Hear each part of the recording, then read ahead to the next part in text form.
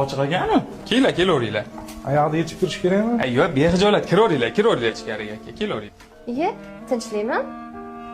Kennoy chetdamiz? Har do'q olib keldim. Shuni uyni ko'rsatib olay.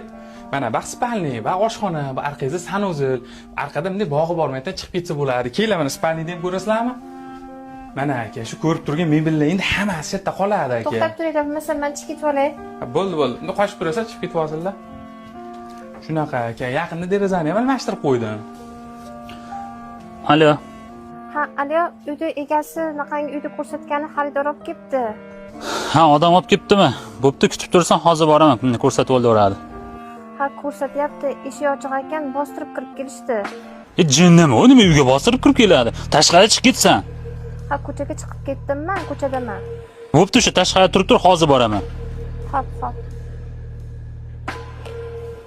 15 ga qimmat aka. 12 ga bo'lsa naqd. Ha?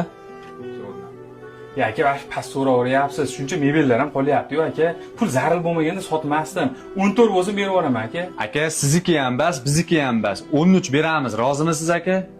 Ha, 13 ga dechcha past edi-da. Naqdmi pul? Naqd. Ha, bo'ldi baraka.